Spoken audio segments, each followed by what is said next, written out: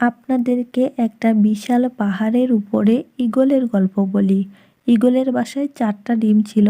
প্রতিদিন সে উড়ে যেত খাবার খুঁজতে এবং ফিরে এসে সেই ডিমটাকে তা দিত।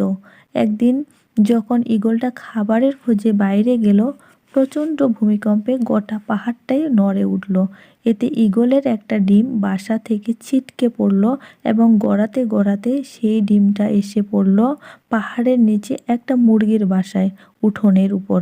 আর মুরগিটি সেই ডিমটাকে নিজের ডিম মনে করে অন্যান্য ডিমের সাথে রেখে দিল এবং যত্ন করে তা দিতে থাকলো। একদিন সেই ডিম ফুটে ঈগলের সুন্দর একটা বাচ্চা বের হলো।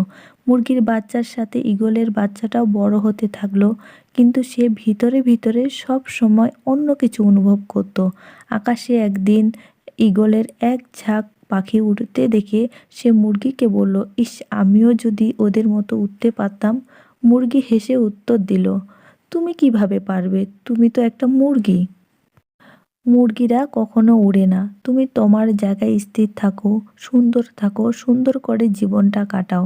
এই কথাটাই ঈগল বিশ্বাস করতে শিখল এবং তার বাকি জীবনটা মুরগিদের মতোই কাটিয়ে দিল। আসলে ঘটনাটা আমাদের জীবনে চরমভাবে মিলে যায়। তুমি যা বিশ্বাস করতে শিখো, একদিন তুমি তার মতোই হয়ে উঠবে। তুমি যদি ঈগলের মতো উড়তে স্বপ্ন দেখো, তবে সেই স্বপ্নকে অনুসরণ করো। কোনো মুরগির কথায় কান দিতে নেই।